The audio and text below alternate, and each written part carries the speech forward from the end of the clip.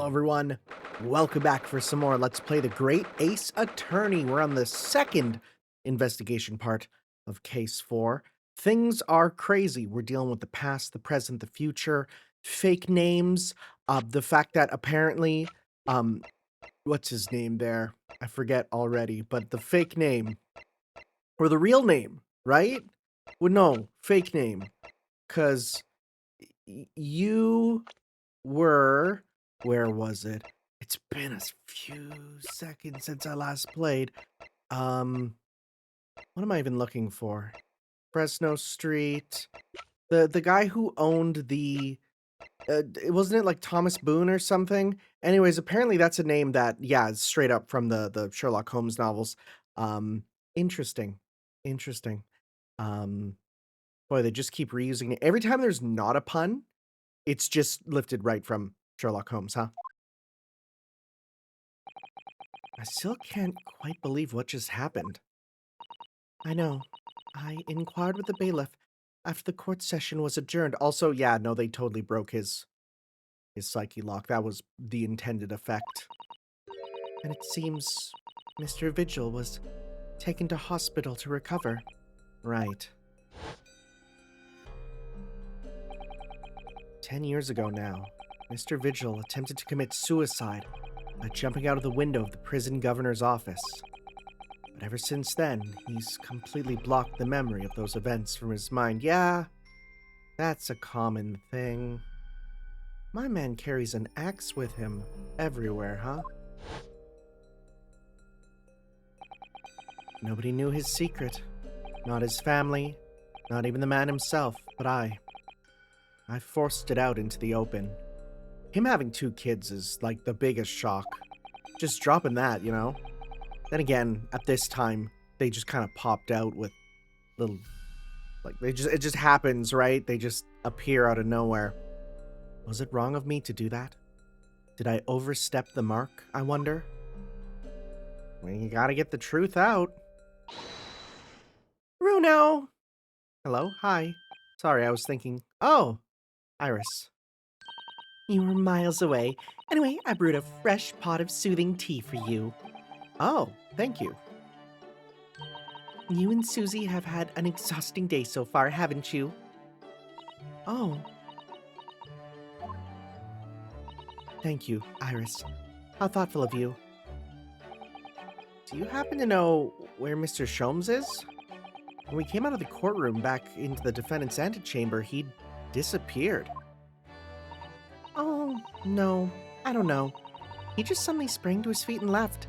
All he said was, I must leave. I wonder if he's pursuing the mystery of Inspector Gregson's death.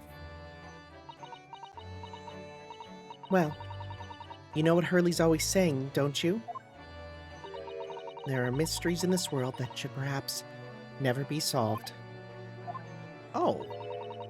For the construction of a solution comes only at the expense of the destruction of something else. What does that mean? Those are big words for you.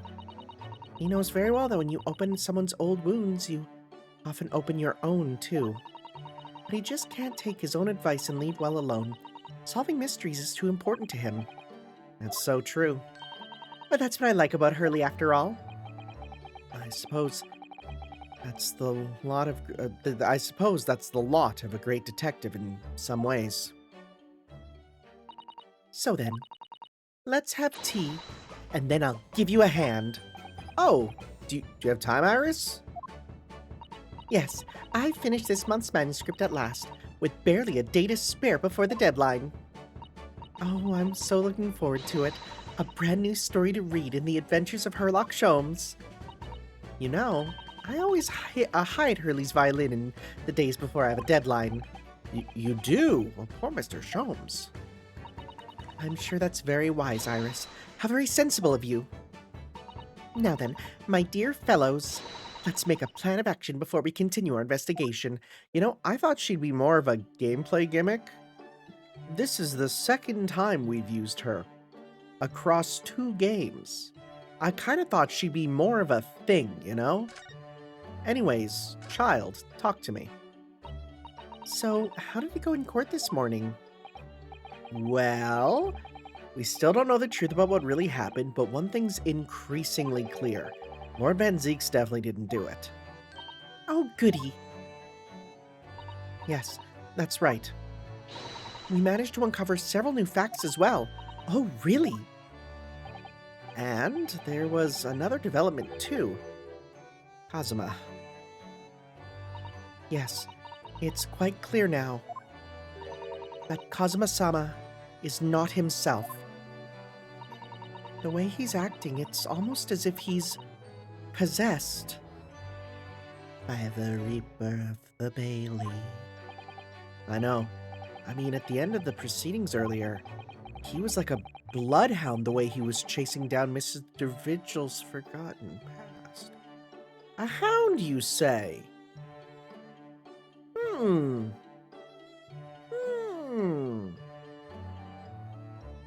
Are you saying the Reaper of the Bailey, perhaps, was a brainwashed version? Listen, okay, this is my hypothesis, which I'm throwing out there, and I've thrown out a lot, and most of them have been wrong, but listen, I think Kazuma Asogi is the Reaper of the Bailey, who was taken in by Lord Stronghart and basically programmed. Think the Winter Soldier, but instead the Hound of the Baskerville, right? Like he's like a rabid dog man, right? Think about like Kahulin, right? The Hound of Kulain. Think about like he's a guard dog of justice, right? So he was programmed that whenever he goes out to, after someone gets acquitted by the Reaper, he goes and right? Vigil crescent slashes them to death. But then he doesn't remember because he was programmed through dark science by Dr. Scythe. That's my idea. Anyways, he's not normally so mercilessly persistent. Well, that or he's just freaking out over the fact that his father's killer's person related to him is there. What's going on in his head, I wonder? I really need to sit down with Kazuma and try to understand what he's going through. The Reaper's innocence. If Gregson was really murdered the day before his body was discovered, then Lord Van Zieks has to be innocent, you see. What? The day before? Well, that should be easy enough to work out, just by examining the corpse, surely. Yes, you would expect so. But curiously, no time of death was included in the autopsy report. That is curious. Almost like he didn't die. There's still unanswered questions about Lord Van Zieks, though, aren't there? Do you mean... I mean, what was he doing there on Fresno Street that day in the first place? Well, according to the man's testimony, he said he was investigating Inspector Gregson, didn't he? And it turns out that little room was actually the inspector's secret office. Oh, that sounds like it has all the makings of a wonderfully devilish plot. Iris, a man, is dead. Perhaps. No, I think Iris... You know what? I'm gonna say Iris is also 4D chess and knows that he's not dead. I'm calling it now. But then, why was that notice board in there all covered in those particular papers? Papers about cases with a link to the Reaper. I'm starting to get a bad feeling about all this. Oh dear. That sounds more like something horribly devilish. We must start by looking into Inspector Gregson's movements of late. First off, Mr. Vigil's condition. Vigil, you say? Isn't that the name of the lady who came to visit Hurley yesterday? That's right, to ask Mr. Sholmes if he would help her to find her missing husband. Only Mr. Sholmes completely passed the buck to us. Actually, didn't you say that Mr. Vigil had been taken to hospital? Do you know which one? I sure wonder if it's St. Sinner's. Ah, it's St. Sinner's, of course. Seems to be the only one in the whole city. I'm starting to wonder if all the other hospitals in London have closed down, right? But that's amazing, Runo. You found the lady's husband already. Well, I suppose I have. By accident. And 10 years ago, while Mr. Vigil was the chief warder of the prison, he was responsible for overseeing the professor's incarceration. No! So when the convict escaped, he was held responsible and immediately dismissed. Sometimes I really don't want to grow up. There's more! Get ready! Adulthood sucks so much! For 10 years after that, while he was ostensibly working as a peddler, he also had another secret job. He was paid by Gregson to be his stand-in, to impersonate the inspector. To impersonate Gregsy? But why? I have absolutely no idea. Ginny was right. I'm starting to think all adults are up to no good now. Including you, Runo. I haven't paid anyone to impersonate me. Then Furio Tigre walks in. Hey, how's it going? My name's Ryunosuke Naruhodo. How do you do? It's like, get out of here, Furio Tigre. You shouldn't even be born yet. I'm immortal, baby. That means he has ties to the professor and to Inspector Gregson, though. So I do think we ought to pay a visit to Mr. Vigil, don't you? Back to St. Sinner's, then. Yeah, we'll go there. Also, what about Gregson's movements? Has he been regular? Get enough fiber? Oh, God. With all those fish and chips, I bet you he's getting more than enough fiber. Ugh. Eat your veggies, buddy. And the mushy peas that come with fish and chips don't count, though I will say, when I went to London, and I had fish and chips, 1, it was good. 2, oh, those peas are really good. I like those. I never imagined I might have to be investigating an inspector's movements. Well, according to the entry in his diary, he was carrying out an incognito investigation of the Red-Headed League the day before his death. Oh, you mean he was doing the same as Hurley? Well, Mr. Sholmes was trying to apply, whereas the inspector was supposed to be investigating. I do wish it had been the other way around. You want him dead? I wish Sholmes was dead. She wouldn't say that. Anyway, as it turns out, the inspector went to investigate the Red-Headed League that day. It wasn't actually Gregson at all. It was Mr. Vigil in possession of Gregson's identification. You know what that sounds like to me? Establishing an alibi. Oh my, yes, you're absolutely right, Iris. But why would Gregson need an alibi? It would appear that the inspector had something to do that he wished to keep secret.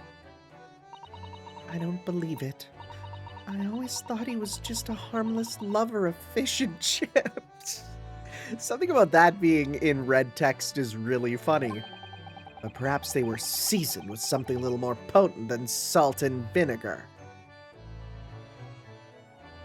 Are we pursuing this?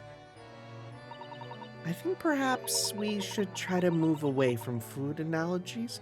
Oh, we were doing analogies. No, I meant that he put the good stuff on it. From Sholmes' secret stash. Well, anyway, if Lord Van Zieks felt the need to investigate Greg's... reminder, Sherlock Holmes! He was into the hard stuff quite often. The hard stuff. And the funniest thing is learning in FGO that, the one in Fate has a stash in his room that people keep trying to find and get rid of because you can't have that on the base. And he's like, well, I'll just keep hiding it, right? I have to investigate Gregson. Yes, I agree. We must try to find out what he knows. So we have several places we can go, so... Well, I think it's clear what we need to do, isn't it? Let us investigate, my dear fellows. Oh, Iris, you're even more enthusiastic than usual today. If anyone has anything to hide, my special Wilson shooting iron will set them straight. That water pistol? It's stuffed full of piping hot extra special blend of mine. That could seriously harm someone. And I'm quite sure it'll be very effective. Iris, have you heard of the McDonald's hot coffee scandal? So, here's the thing. You might have heard the McDonald's hot coffee scandal and go, man, can you imagine suing McDonald's over hot coffee? Hey, did you know it was 150 degrees Celsius. Yeah, Celsius. Well, it doesn't matter. Celsius Fahrenheit at that temperature, right? I don't think it matters at that point. And literally burnt her to the bone. Like, her skin melted off. It was that hot. So yeah, and if anyone ever brings that up, make sure they know that it actually was so hot, it went through her leg, essentially. Just so you know. Anyways, Iris, please don't keep it that hot. Please, turn it down. I'd better be careful not to hide anything. Well, it feels a little strange that Mr. Sholmes is nowhere to be seen, but still, let's go and see what we can find out. Yes! We have several places we can go. And several places we can't. That's real curious.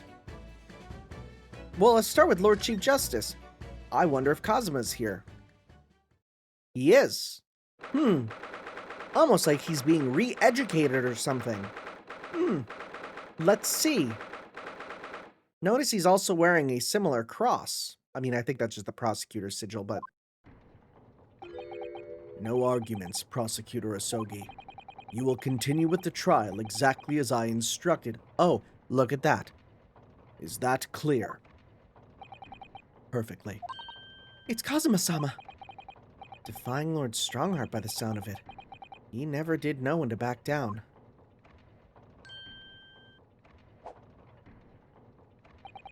On your way now, Asogi. My lord.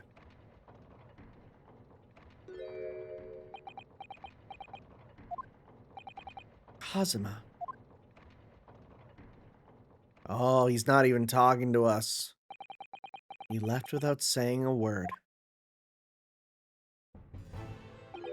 Yes? What are you doing here? Oh, well, the text said that I haven't been here for a while, so, I wanted Van Zieks' trial concluded today. But Prosecutor Asogi's unwelcome inquiries are going to make it take longer than necessary. Unwelcome inquiries? As a result, I'm losing even more precious time. Currently 2 hours, 55 minutes, and 41 seconds. 42, 43... And we must resolve everything before 3 hours have passed, Mr. Naruhodo. In a miraculous not even 5 minutes? Anyway, I can't let the man's obvious bad mood put me off. I need information. I don't think he's going to care about any of this, but let's talk to him. Talk about the Reaper. Does Prosecutor Asogi believe that Lord Van Zieks is the Reaper? I wouldn't know.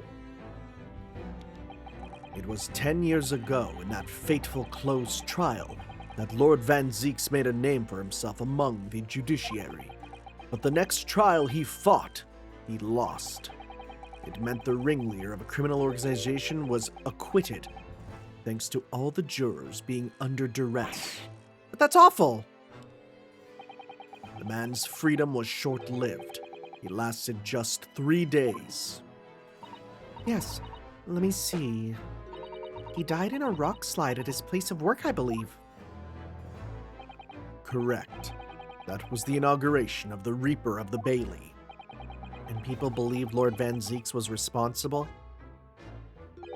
He was brought to trial himself, but it was shown to be an accident. He must have had a solid alibi then.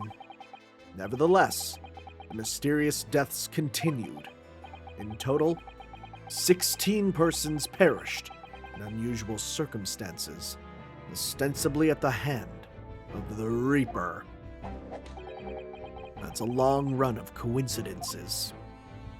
Well, the Reaper's true identity may well be revealed by this trial. And the impact that revelation would have on the British public cannot be understated. Is that why it's a closed trial? Precisely. Tell me more about the closed trial. This country hasn't seen a closed trial for 10 years, which would mean you'd think they'd be suspicious of the fact that it was there and closed, you know? But okay. This last one was the professor's. The trial of Genshin Asogi? Correct. Actually, we heard that originally you were going to prosecute that trial yourself, Lord Stronghart. Van Zieks entreated me to relinquish the prosecution to him, that he might avenge his brother's death. And here we are, 10 years later, with the son of the man Van Zieks had condemned, now looking to avenge his father's death in the same way. They do say that what goes around comes around. However, it would seem that the new young prosecutor is harboring some ulterior motive as well. Kazuma is. I like my organization to run smooth in the exact manner that I prescribe. As with the giant clock in here, I won't tolerate a single cog being out of step with the others. So that's all these gears are about in here. If the young man refuses to mesh with the other parts of my great machine, I will be forced to take steps. Well, you're supposed to do about 8,000 of those in a day, so... Anyways, what do you mean? Are you gonna replace him? Not something with which you need concern yourself. In any case, all your questions will be answered tomorrow. Okay. It's not ominous at all. Now, I shall have to ask you to excuse me. As of this moment, I've been delayed from attending my next meeting by precisely 3 hours. Oh my, that is a long time. And I hold you entirely responsible. Even though we miraculously managed to fit everything into not even 5 minutes? I wonder if you might agree to us, talking with Prosecutor Asogi? Discussions between the defense and prosecution outside of the courtroom are generally frowned upon. However, I will make an exception in this case. Now go. You can find him in his office. Oh, thank you. That's surprisingly kind of you. But at the same time, I feel like Kazuma's not on your side. I feel like Kazuma is breaking free of the mind control or something. There's something going on here.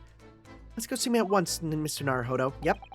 Kazuma's my best friend in the whole world. Meanwhile, Sholmes is crying when he hears that, because he's always listening. But I'm really not at all sure.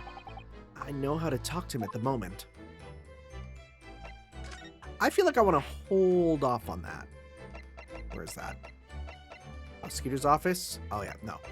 I'm going to hold off on that one. To me, that's one that we need to visit at the end and present all the evidence to him there to break through to him. Boy, you're really loving those files, huh, bud? Oh, I see Iris is in her silly little hat again. Lord Van Zieks is reading, look. He doesn't seem like he wants visitors, does he? But he must have noticed that we're here, surely. I mean, we're talking.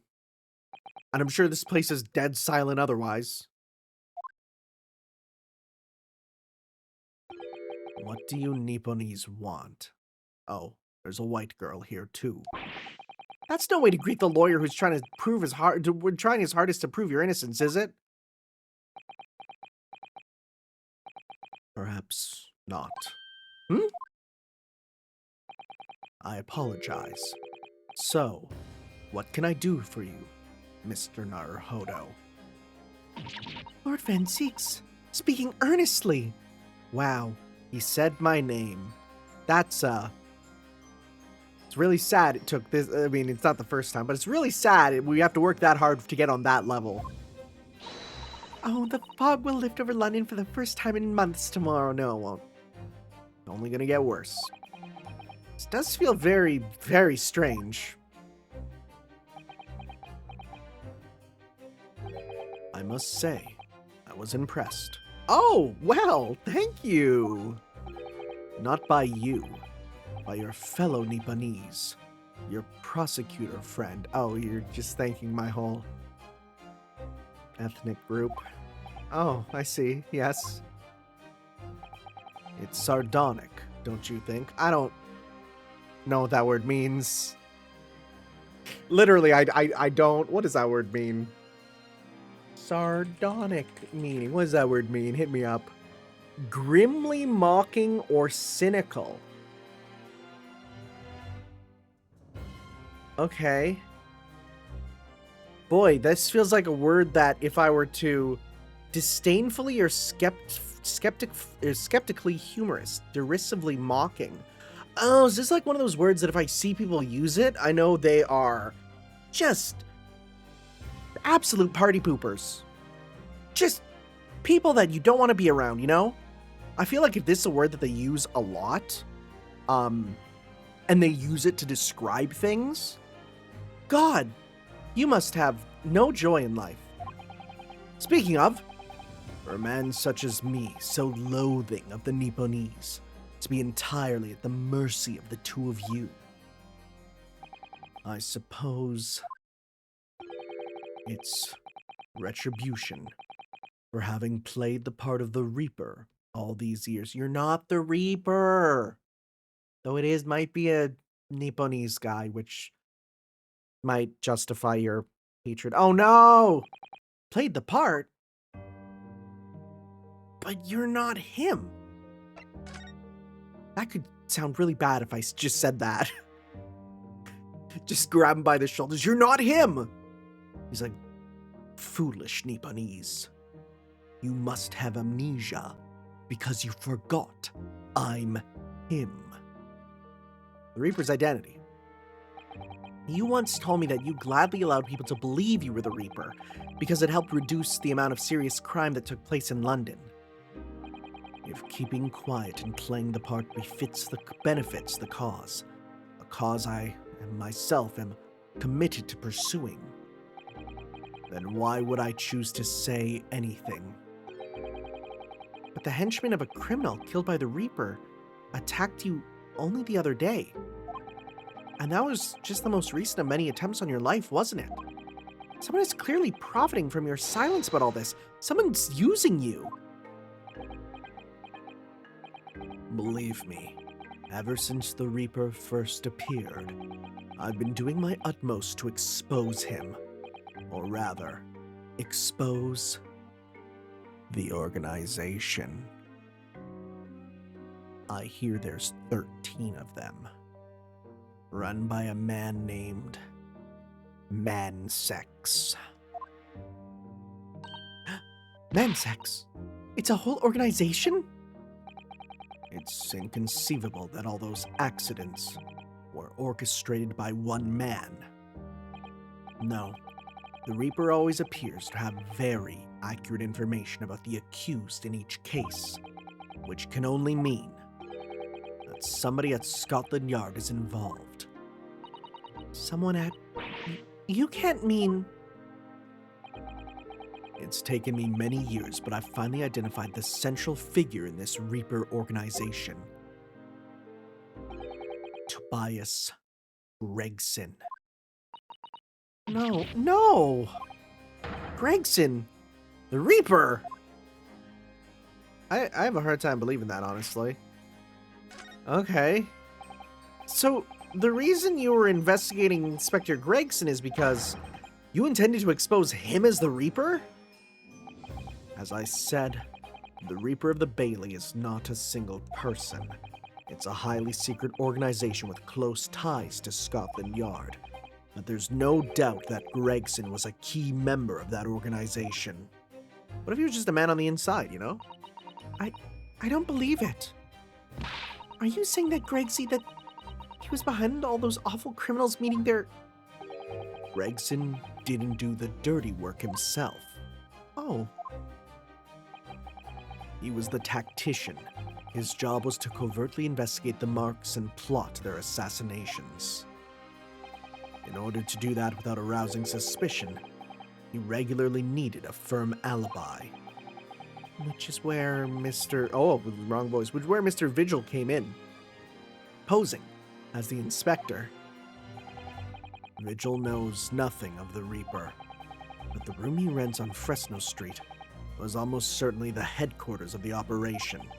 Gregson would have met the assassin there for briefings. So we don't actually know who carried out the killings then? Actually, I do have a name. Oh, you what? Okay, you what? Well, if you can name the man, you have the true identity of the Reaper already then. Or I can name the woman. What? Female? Oh, Sasato's like, they can do that? We can do that? She's a young woman by the name of... I'm done. Shut up. No, it's not. No, you're joking. No, shut up. She's a young woman by the name of Asa Shin. Shut. No. I hate this. I hate it. What do you... How have we gone... Let's see here. Ace Attorney 1, 2, 3. Then its own sequel trilogy. 4, 5, 6. Then we got 2 investigations games, right? And then we got these 2 games, and then we got Leighton versus Wright. How have we gone like 11 games, basically 10 games? And only now do we get Assassin. I can't believe...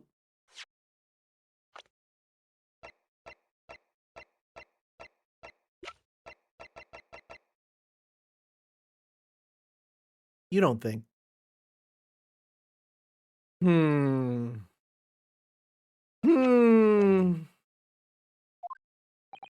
Wait, what? Shin? Wait. No, wait. Are we gonna say she's Japanese? Oh!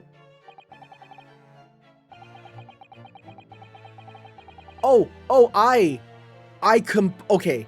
I completely forgot that this isn't the first time we had this name. I completely forgot that this name dropped. Oh my god, okay, it's been a moment. Like, that was... I forgot about her in general. It's been a while. Miss Asa Shin. The true name of a terrifying killer I only know too well. Huh. She came to Japan posing as a visiting student and murdered Dr. John H. Wilson. Then, just when it seemed that diplomatic protection would help her escape Japan and conviction, the mysterious woman was herself murdered in a small summer beach hut. And that woman was actually the Reaper of the Bailey? Well, that's confusing for several reasons. Mr. Naruhodo, this perhaps isn't the place to discuss. No, of course not. We can't mention it here. The fact that she killed Dr. John H. Wilson, oh right, yeah, your dad, yeah. Because Iris doesn't know, and it's very likely that the man was her father. There is the full chance he's not, but... Asa Shin. I should let father know at once. Yes, I agree. I completely forgot that was her name. I think that name was so stupid, it left my mind. Kazuma, isn't it? Kazuma Asogi. You say he's a friend of yours. My best friend. He's the whole reason I got to come to Britain. It was all on his merits. I have nothing but respect for him. Yes, I understand that only the very best students are selected for such opportunities. And I had a fine demonstration of how sharp he is in the proceedings earlier today. He missed nothing. In fact, his flawless performance very much reminded me of his father, Genshin Asogi, the professor. It's true that try that again. It's true that the aristocracy at the time was the root of numerous grave societal problems. They were abusing their power, playing with the common man as pawns in politics, in economics, in war. In many ways, Asogi was carving out a canker from society that we British couldn't deal with ourselves. I see. But that's precisely why. It makes no sense. Clint Van Zieks was a noble and upstanding man. He wasn't corrupt. Why did that damned Nipponese have to go and take my brother's life? In spite of having once saved mine. He saved your life. How'd that happen? I was choking on a jujube. Not a jujube. Saving your life. Yeah, tell me about this. It was 10 years ago, on a foggy night. I swear to God, if the word elevator comes up... No, sorry. I'm sorry. They wouldn't use the word elevator. They would call it a lift. You see, he got out the lorry and walked over to the lift. What was to be the professor's final strike had sent a wave of panic through the capital. So Clint Van Zieks had already been killed at this point then. Genshin and I were walking down some back streets at a late hour. Of course, at that point, I had no idea of the true nature of the man at my side. All of a sudden... Don't make a peep! You're coming with us! Yo, my man stanced up Iaijutsu style. We were surrounded. All of our assailants were armed with pistols, their faces obscured with scarves. Please tell me they shoot and he slices through the bullets. I need to hear that the Vigil Crescent Slash was around at this time. Clint was not only from noble heritage, he was a brilliant prosecutor as well. The scum of London hated the sight of him, and they had no sympathy for his younger brother either. I'd been targeted several times before already. Yeah, it's Van Zieks, all right. We've got him. I could hear them murmuring amongst themselves. I knew they were after me. But just when I thought my time had come. If I let them kill you, Clint would never forgive me. It was Asogi's voice. Just a whisper in my ear. Please tell me he deflected the bullet. Oh my God. After that, I don't remember exactly what happened. The next thing I knew, there was silence all around. Genshin lay on the cobbled street. Blood was seeping from his left hand. He'd shielded me. Okay, he didn't do a judgment slash. Or maybe he did, but it grazed his hand. Okay. 2 days later, they arrested him on suspicion of being London's most notorious mass murderer ever. The Professor. So, like, did Jack the Ripper just, like, not exist in this world? Or, no, we saw him at the exhibit, right? Yeah. How awful for you. Oh, no, they probably think it's the most awful because it had targeted the rich people, which, you know, those are the important people, not the poor women who were killed. Pshaw. How awful for you. All at once, I lost the brother I revered and the foreign friend I held in such high regard. I'm so sorry, Lord Van Zieks.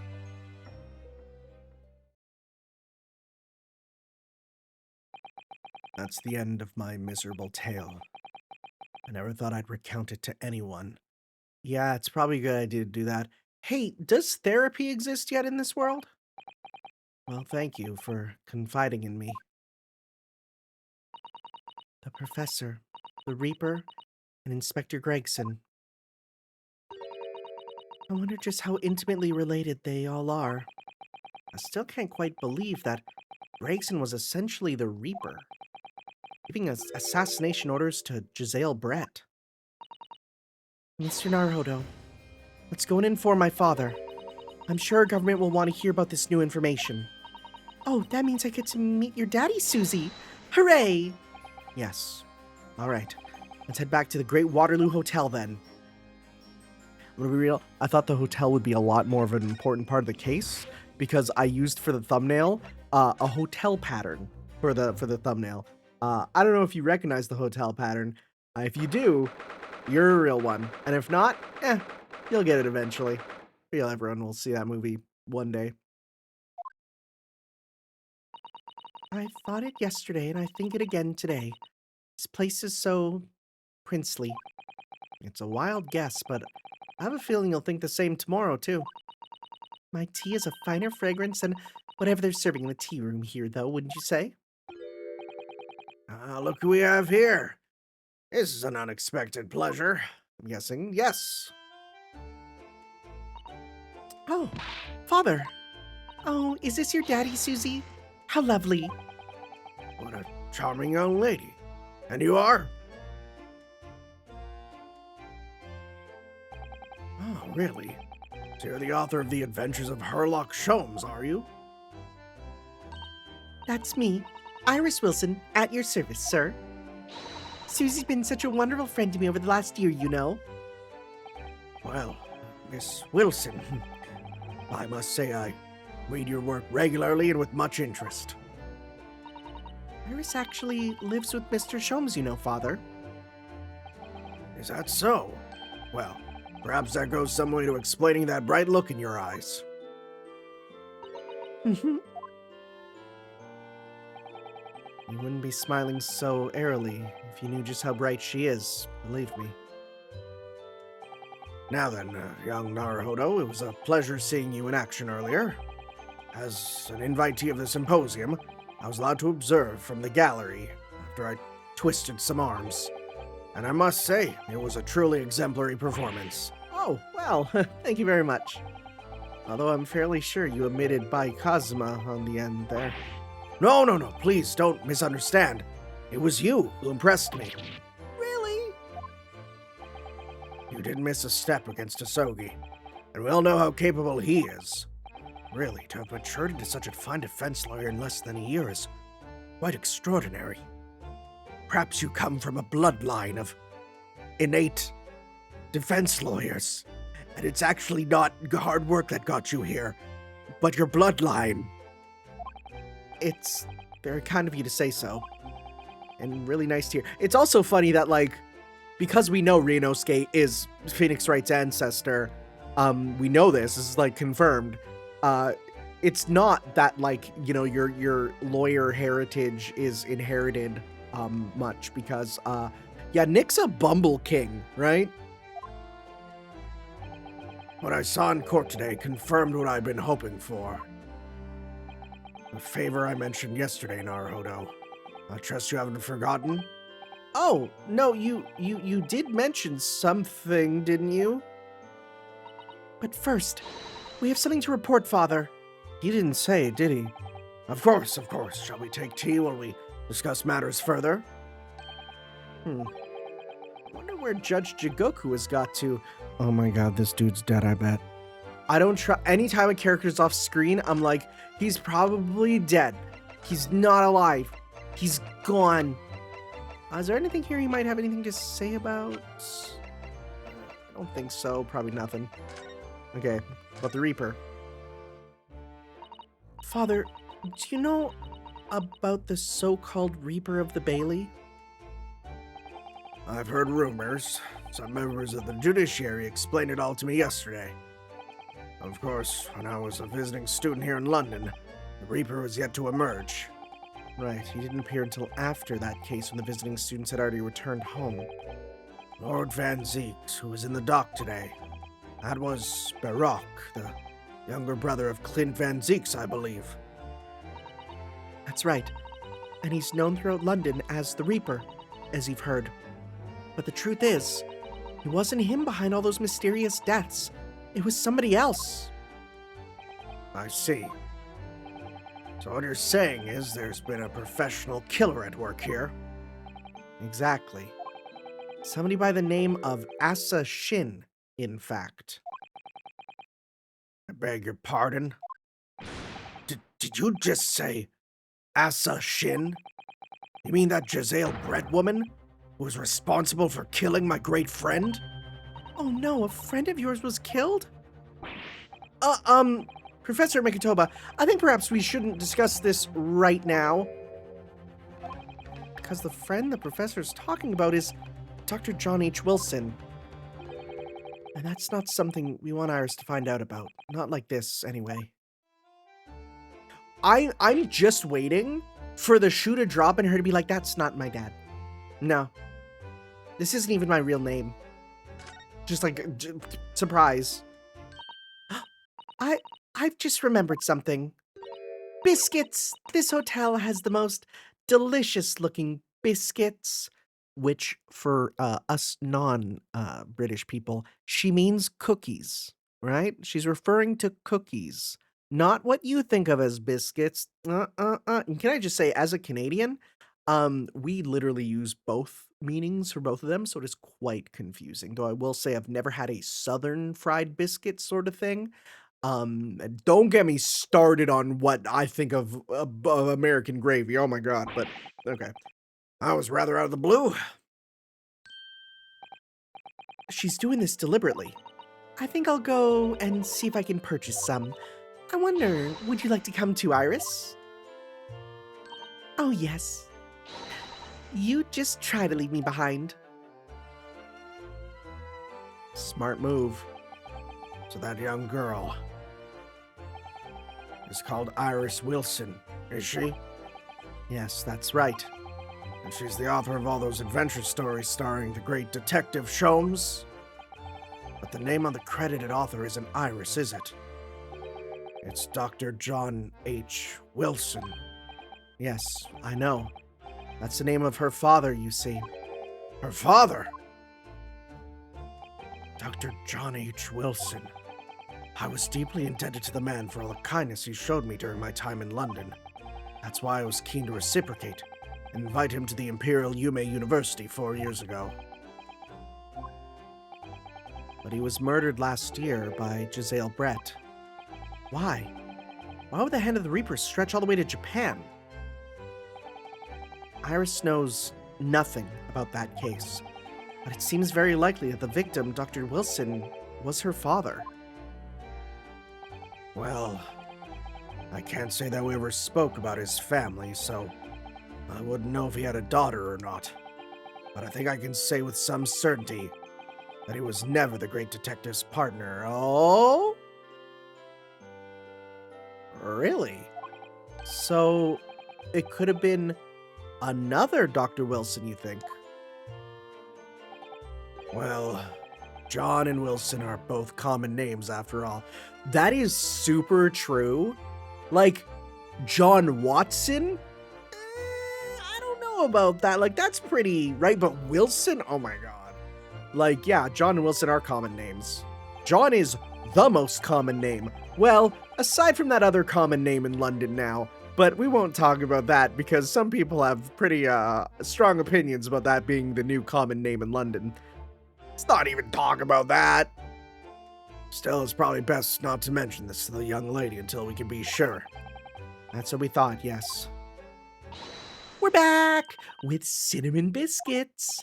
Oh, they smell delicious, Iris. I think cinnamon will go very well with the tea they serve here. Don't you, Susie? Yes, I'm sure you're right, Iris. Anyways, where's Uji? I haven't seen Judge Jigoku for a while, have you? Guilty. Ha ha ha ha. That guilty is still ringing in my ears. No, now that you mention it, I haven't seen him since this morning either. I suppose the symposium's opening was postponed, so since the symposium's opening was postponed, I'll have gone to explore the Great Exhibition. That reminds me of something you mentioned yesterday. About Judge Shigoku having once been in the dock himself. Ah, yes. It's all tied up with that accursed trial. The closed trial of Kazuma's father. Seishiro was trying to mitigate Genshin's guilt, so he took to the stand to testify. But he got a little carried away and, actually managed to break the witness stand. Oh! Oh my. He also said some contemptuous words about the British Empire, for which he was charged. Oh dear. Although it's worryingly easy to imagine him doing that. Well, it was all right in the end. All right, rather. He was acquitted and we returned home to Japan together. Thank goodness. Ah yes, talking of Seishiro, I have a copy of the photograph we all took here yesterday. Please. Why are you giving this to us? What am I supposed to see here? Oh my, what a lovely picture. Is there a secret in this that I'm supposed to see? It's the case. I feel like this case is important. It certainly seems to shout we've arrived in Britain. Man, it's so worrying that we're being given this. It's so worrying. None of us had any idea what was coming when we took that, did we? No. No, that's so true. Hey, remember how I said it was big enough for a person? Something to think about. Anyways, what was that favor again? So you mentioned a favor you'd like to ask me. Well, this fateful trial that you're fighting, one way or another, it'll be over before long. And when it is, I'd like you to accompany me back to Japan. You want me to do what? Father, what's the meaning of this? Now, Susato, you should understand. You've seen how our courts work firsthand. Japan's judicial system is in its infancy, especially when it comes to defense. Oh, you mean... The Supreme Court of Judicature is in desperate need of a good defense lawyer. As soon as possible. Really, quite urgently, in fact. But I've not even been in London a year yet. I've read all of Sasato's reports. I'm well aware of your extraordinary talents. And having seen you in action with my own eyes earlier today, there's no question. You, Naruhodo, are precisely the man our country needs. Oh, wow. So, you'd be leaving then, Runo? But then, what am I supposed to do, Father? Oh my god, is she gonna take up the trial for us on the second half or something? The final trial? You came here to serve as a Sogi's judicial assistant. Oh, yeah, she's supposed to be Kazuma's assistant. Our government is still in the process of deciding how best to deal with his situation, though. You've always chosen your own path, Susato, and I trust your judgment. In this matter also. Father. Please, the pair of you, don't look so downcast. It's merely a suggestion, you understand. A hope, if I'm honest. But I won't force you. All I ask is that you consider it and come to a decision by the time this trial concludes. Yes, all right. You won't leave, will you, Runo? The thought hadn't even crossed my mind. Up until now, I've just been trying to do what I believe to be Kazuma's will. But it turns out that he's still alive, so where does that leave me? Well, swordless for one.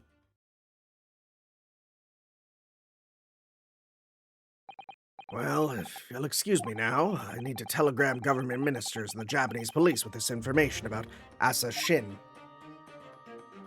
Of course, Father. Thank you. I look forward to next month's installment, Miss Wilson. Oh, good, and please do come to Baker Street sometime, won't you? We'd love to entertain you. I'd be delighted. The best of luck for tomorrow, Naruhodo. And give my suggestion your full consideration, won't you? Yes, I will. Going back home? Man, that's a rough 50-50 we got there. You know, Kazuma-sama has always meant a great deal to my father. I'm sure he'd love the chance to meet with him and talk to him about all of this. Yeah, no doubt. Asa Shin. Of course, it's so obvious. Oh! Okay. Hi! Were you just stalking us? How could I have neglected to consider the possibility before now? Mr. Sholmes! Hurley, where have you been? Why, I joined you all for tea, of course. What an extraordinary question. I didn't notice you at all. No matter, no matter. Anyway, to more pressing concerns. Mr. Naruhodo? Oh, yes? I must dispatch a telegram to your country at once. It's a matter of much urgency. To Japan, you mean? Tell me, to whom can I entrust the task? Quickly now, who? Well, my father has just now left to send a telegram to the Imperial Police Bureau of Japan himself. I see.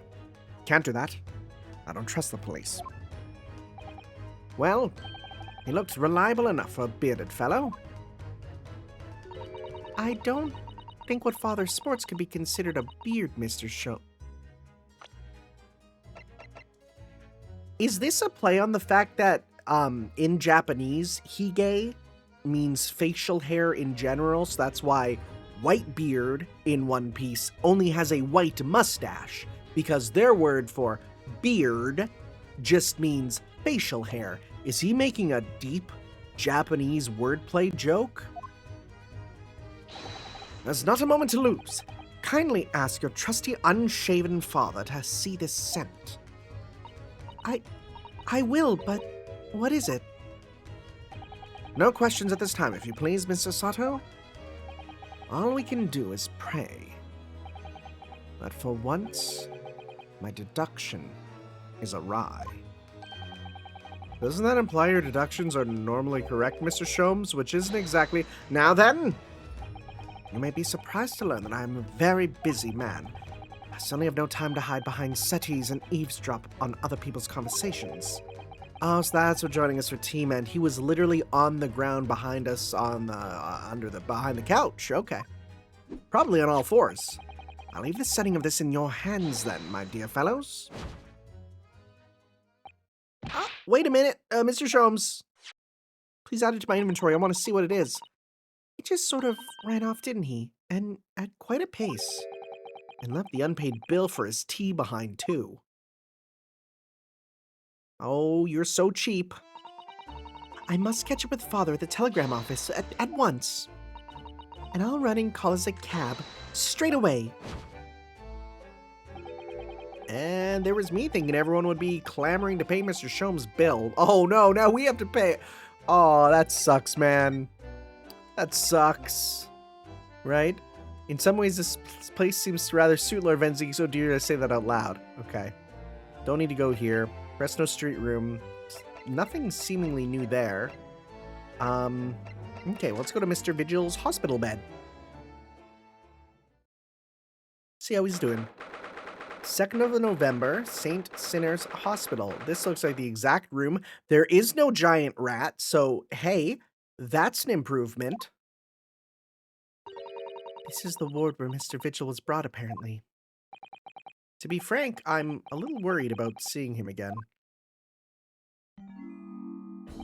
Ah, the lawyer. Hello again. Are you feeling better now, Mr. Vigil? Yes, thank you. Somewhat better.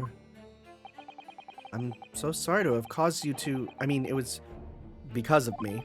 If I hadn't exposed your secret and forced you to remember things you'd obviously tried to forget. The prosecutor was here until a few moments ago, too.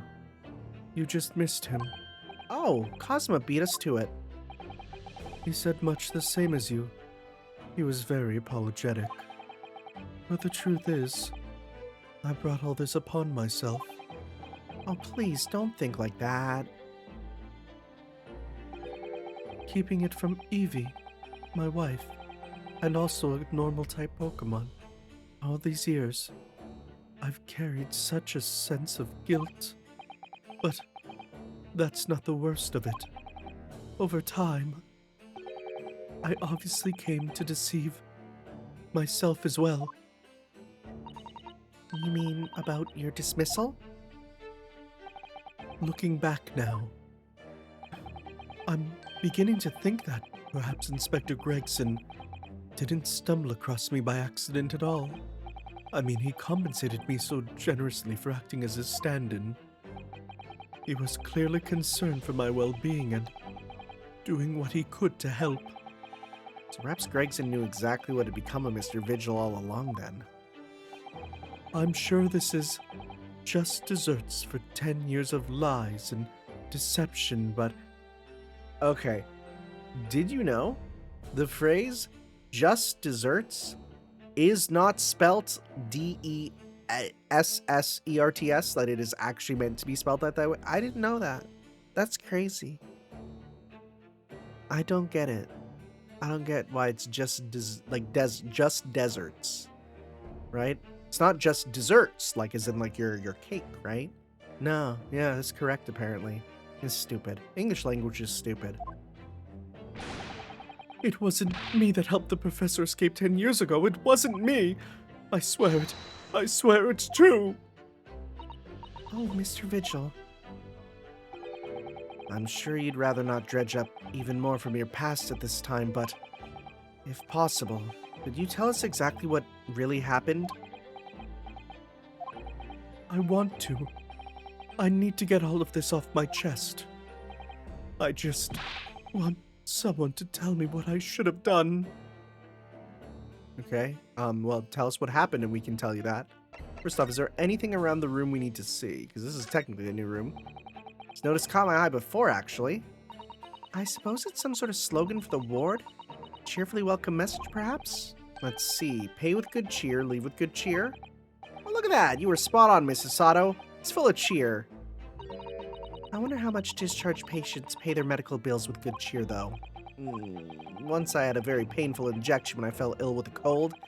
I felt awful already, so I'd have to suffer the sting of the injection as well as the bill. I yelled at the doctor. Oh dear, what terrible treatment.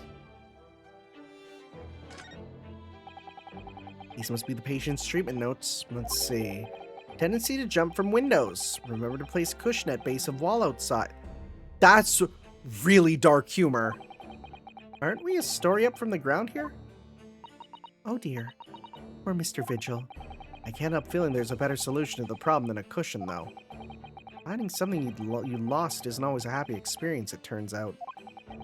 Pursuing the truth can be a very dark business sometimes, can't it? Yes, I'm afraid it can. What's in the trash? Nothing. Wow. Can you believe it? A mystery game where nothing's in the trash. There are all sorts of medicines in the cabinet. Look. I'm not sure if it's safe leaving them within reach of everyone. I think we've done this one technically. Yes, you're right. I can imagine that if you were peckish, you might try. Yeah, okay, we've had this exact one. There's a little lock that would stop you if you were hungry. Or you break the lock. Take all the Flintstone gummies. Crutches. Ah, look, a pair of crutches. Before we came to Britain, I hadn't realized they were used here as well. I imagine they were imported into Japan from Great Britain in the first place. Oh, so no one in Japan, all of Japan broke a leg before their arrival? Anyway, sight of these things doesn't bring back good memories for me. Oh dear, did you injure yourself once and need to use some? When I was little, I thought they looked fun, so I borrowed a pair to play with. But then I slipped and sprained my ankle. I see. They contain powerful magic, these wooden staffs. The power to heal and the power to harm. I think a certain cheeky little boy managed to cause the harm all by himself. Patient treatment notes. What do these say, I wonder? Endlessly obliging. I suppose that's referring to the patient in this bed. I would think so. And until Mr. Vigil is a little more stable, it's probably just as well that he has a kindly person in the neighboring bed. The endlessly part is a little worrying, though, isn't it? I mean, what if Mr. Vigil suddenly declared that he'd like to take a trip out of the window? Would this endlessly obliging patient simply open for it and say, "Be my guest"? Let's check with the doctor later. I like that Sasato is also stupid, but not like Not like Maya stupid, but stupid in a funnier way. Because she's generally a smart person, but every now and then makes a little comment like that. Lots of bottles in the cabinet here, aren't there? Do you think it's safe to keep them here? Oh, is this the same one? You're a patient here. I feel sure you take some medicine by mistake when you were half asleep. That is a worry. But at least the cabinet... Okay, this is the same thing, basically. No doubt you'd managed to unlock that somehow while you were half asleep. Asleep or hungry? Wow, it doesn't matter. He's going to take all the drugs. That's called a bedpan. They pee in there. Okay. Sorry, I was kind of looking at the room. Let's talk about Gregson. Inspector Gregson was obviously engaged in a special operation of some sort. He was investigating something even Scotland Yard couldn't know about. Details of the Reaper's marks, yeah. It was when he had to carry out those investigations that I would take his identification and impersonate him. You'd pretend to be the inspector and carry out investigations on his behalf? Oh no, never. A common street peddler couldn't possibly carry out a proper police investigation. All I would do is go to the specified location and make a little hoo-ha. A little hoo-ha? Is that legal to do? Just something to leave an impression, so everyone there would think a detective called Gregson was here, and he did a little hoo-ha. So that's what you were doing on the day prior to the incident? Yes, he asked me to make an appearance at the park on Lime Street for the Red-Headed League event. So as usual, I flashed the inspector's identification around and was very vocal about my presence. But then you were taken prisoner by those red-headed fraudsters. Yes. So you would always make a point of showing Gregson's identification and generally being loud? That's what the inspector asked me to do, yes. Well, that's one way of becoming a legendary detective, I suppose.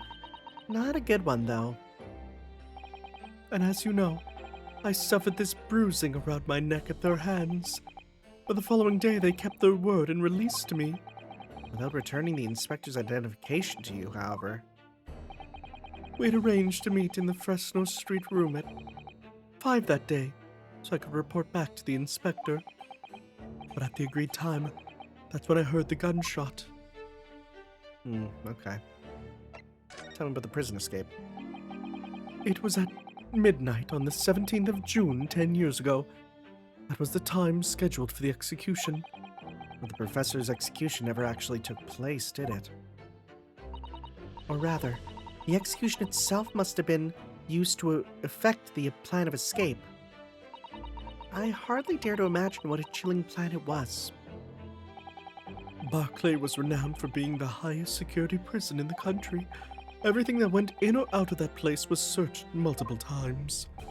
But there was one notable exception. Or rather, one notable loophole. Something that was never questioned. I have a feeling I know what that loophole was now. The coffins into which the bodies of the executed convicts were placed, correct? Yes. Once the coroner had confirmed the death of a condemned convict, the body was taken in its coffin for immediate burial in Lowgate Cemetery just behind the prison. The chief warder first had to sign the necessary papers. And after that, no member of staff was permitted to touch the coffin containing the body again. When the executions took place, only the executioner and the coroner were permitted inside the chamber.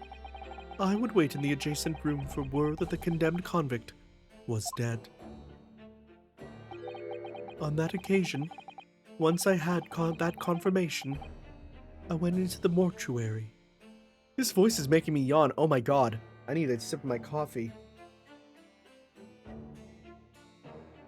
It's literally in my yawning register, which is the worst. I went into the mortuary to find lone coffin as usual. The procedure was that I would sign the paperwork having checked the coffin, then nail it shut. But for some reason that day, the coffin was already nailed shut. No. I didn't think anything of it at the time. I assumed that my deputy must have checked the coffin and nailed it shut before I arrived. So you mean... Oh my god, I'm gonna yawn again. Stop. The coffin contained... Yes, I can only imagine that Asogi, having escaped his execution somehow, was alive inside the coffin. The coffin was then taken through the main gates and deposited in Lowgate Cemetery. Presumably, there wouldn't have been enough air inside to breathe for long. So in the early hours following the burial, somebody dug up the coffin again to set Genshin free. But in the end, he was fatally shot in the graveyard anyway. What on earth really happened in Lowgate Cemetery that night, I wonder? I'm afraid I really don't know. All I can say with certainty are two things.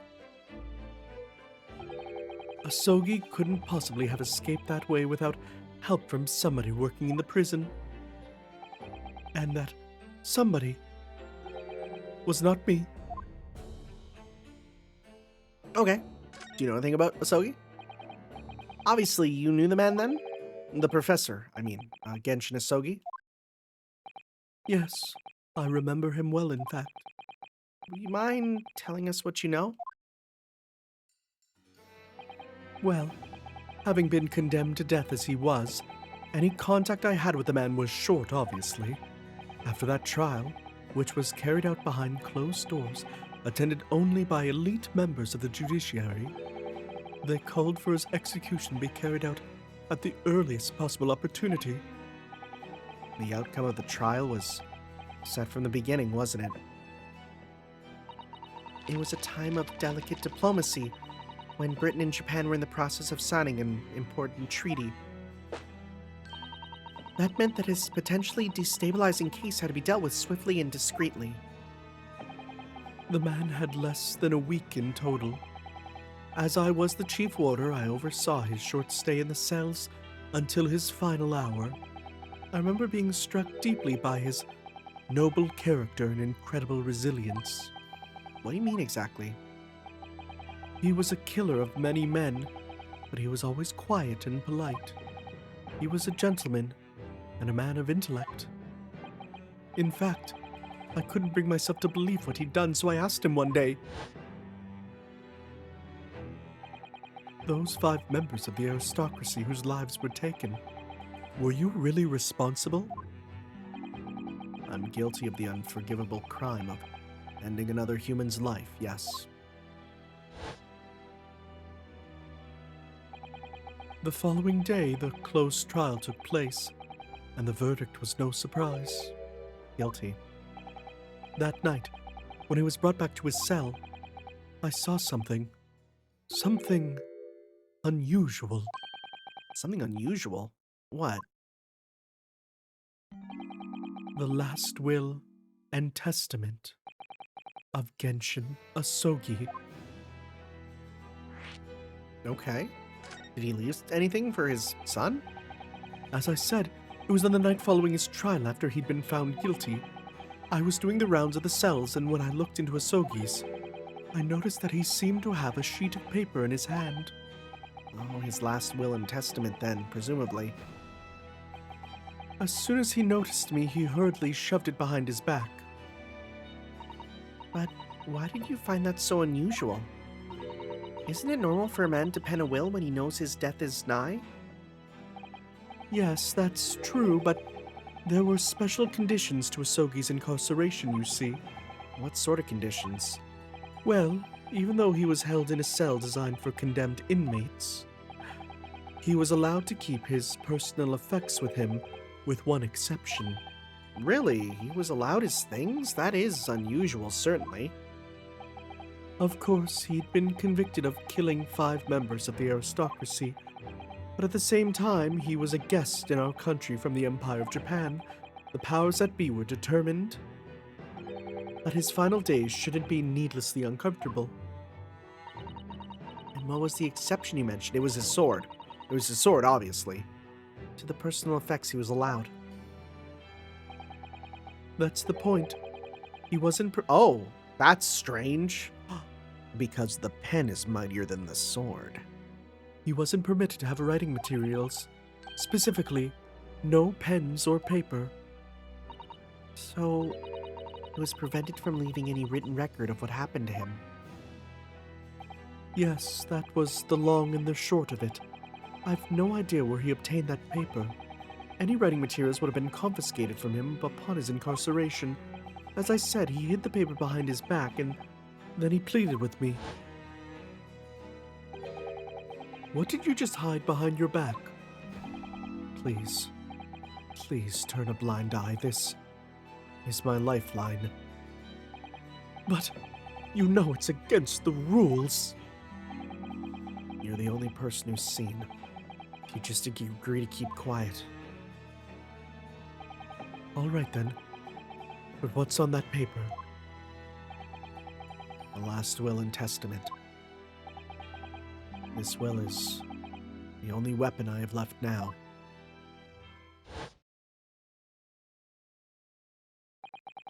How can a will be a weapon? So I decided to pretend I'd seen nothing, and I let him keep his will.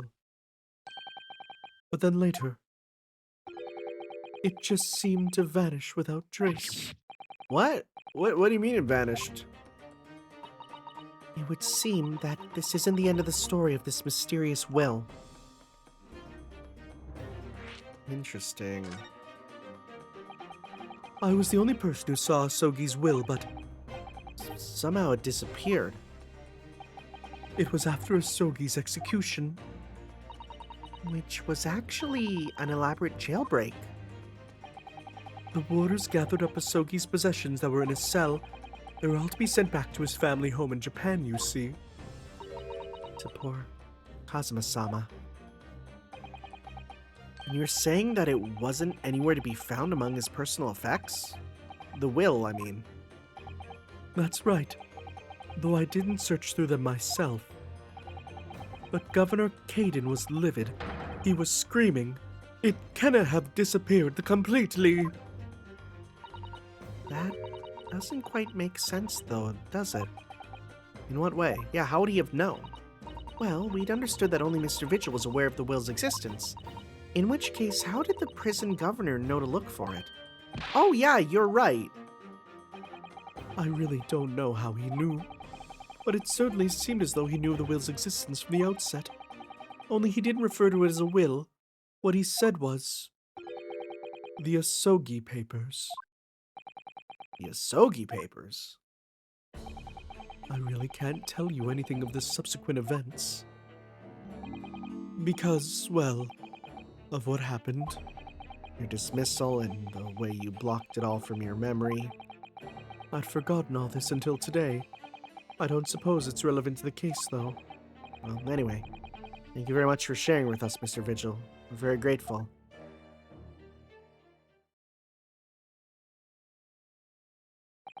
I'm afraid there's really little more I can tell you. My wife Evie will be here shortly, so I hope I don't appear to be rude, but No, not at all. Thank you again. But what will become of you now? well, impersonating a police officer is a criminal offense, of course. I imagine that once I'm fully recovered, I shall be arrested. I'm so sorry.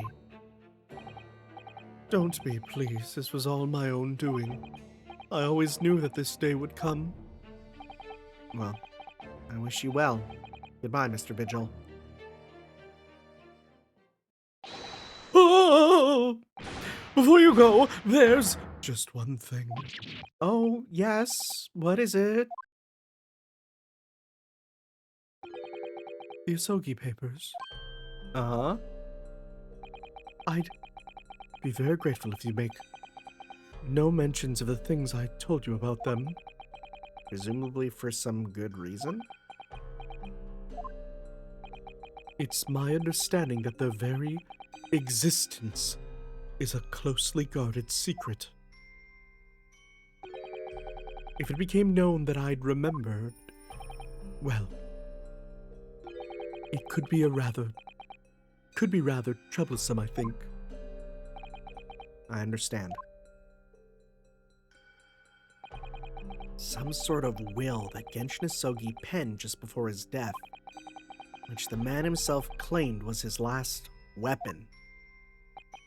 I wonder, perhaps it had something to do with his plan to escape. Is anyone who might know more about a document that Cosmo's father left behind?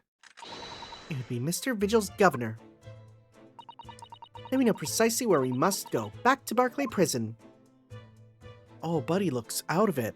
We'll go to Barclay Prison and check in on Kazuma next time, guys, as we continue with the investigation of Twisted Karma and his last bow. And last bow.